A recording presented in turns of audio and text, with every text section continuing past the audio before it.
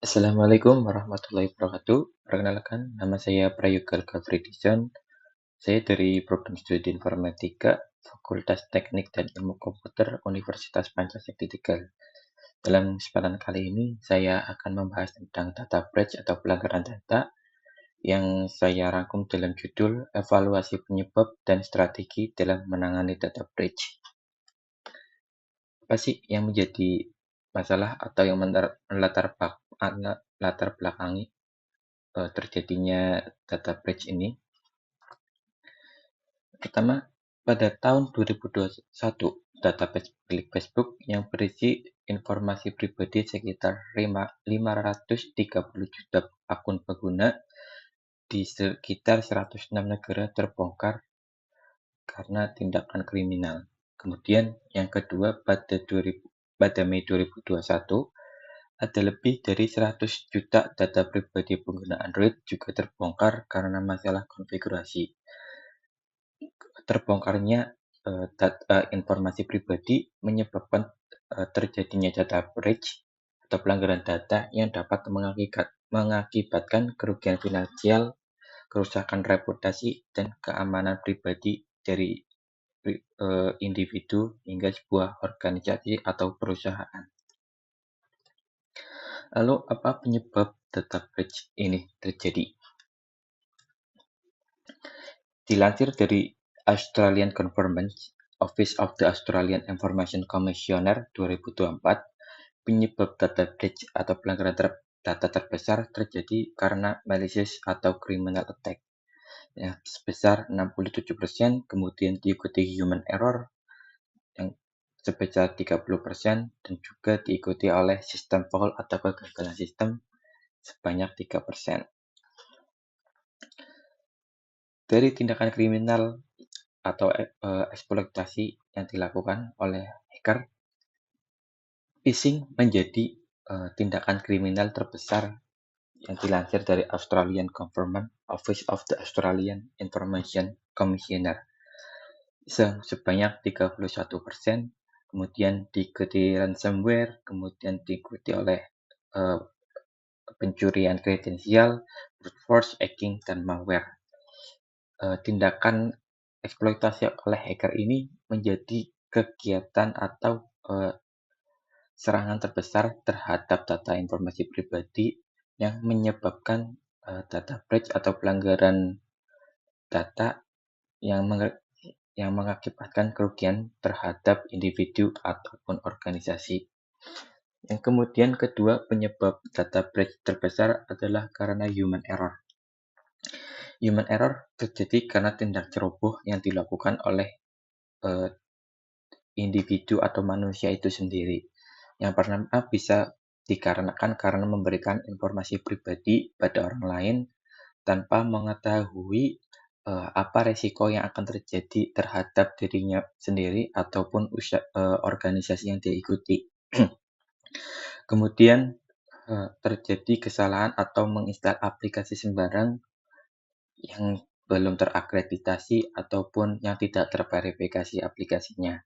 Kemudian yang ketiga, lemahnya pengetahuan terhadap cybercrime atau cybersecurity yang mengakibatkan tindakan semena-mena oleh individu itu yang dapat mengakibatkan terbongkarnya informasi-informasi pribadi dari pengguna tersebut ataupun organisasi yang diikutinya. Dan penyebab data breach yang ketiga adalah kesalahan konfigurasi sistem. Biasanya terjadi akibat tidak mengikuti standar keamanan terbaru ataupun tidak membuat akses kontrol yang menyebabkan orang lain dapat dengan mudah mengakses sistem. Lalu bagaimana penyelesaian masalah ini? Salah satu jawaban dalam menyelesaikan masalah data breach adalah cloud computing. Cloud computing merupakan sebuah teknologi yang memungkinkan pengelolaan sumber daya komputasi melalui jaringan internet, di mana seseorang dapat mengelola, menyimpan, dan membuat sebuah akses kontrol terhadap sumber daya di dalam suatu organisasi. Sehingga dengan menggunakan cloud computing, sebuah data dapat lebih aman dan lebih terkontrol daripada menggunakan sebuah perangkat fisik. Salah satu keunggulan dari cloud computing yang membuat penyimpanan data menjadi lebih aman adalah sentralisasi. Cloud computing menggunakan penyimpanan yang tersentral agar lebih terjamin dan terintegrasi dengan proses-proses yang terhubung, sehingga membuat pemeliharaan dan manajemen lebih mudah dan mengurangi kerentanan terhadap kebocoran data yang mengakibatkan insiden data breach. Kemudian cloud computing juga dapat menggunakan sebuah akses kontrol, di mana cloud computing mengontrol akses ke data dan sistem melalui mekanisme authentication dan autorisasi, sehingga tidak ada user yang tidak memiliki izin ataupun akses dapat mengakses terhadap sumber daya ataupun data yang ada di dalam server. Kemudian cloud computing juga mempunyai fitur enkripsi, di mana fitur ini dapat mengkonversi data menjadi format kode untuk melindungi akses yang tidak sah dan mengaplikasikannya pada saat data disimpan ataupun saat data dikirim. Sehingga data yang dikirim tidak akan mudah terbaca oleh hacker yang berusaha untuk mengambil data.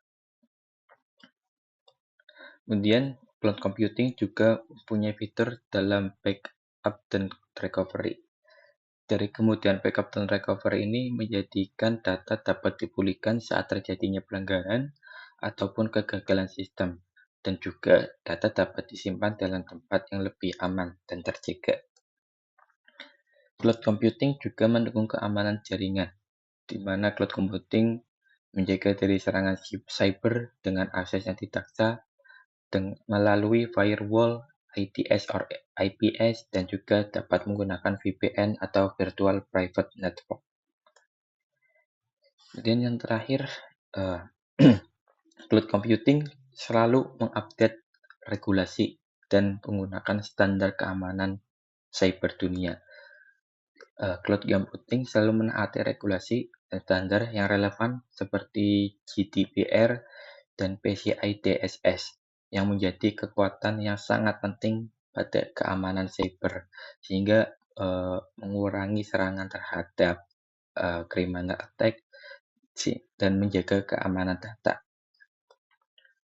Kemudian dari semua pemaparan penyebab ataupun latar belakang, didapati kesimpulan bahwa data breach ini menjadi masalah yang penting untuk diatasi. Data breach dapat menyebabkan kerugian finansial, kerusakan reputasi, dan keamanan pribadi dari sebuah individu ataupun sebuah perusahaan.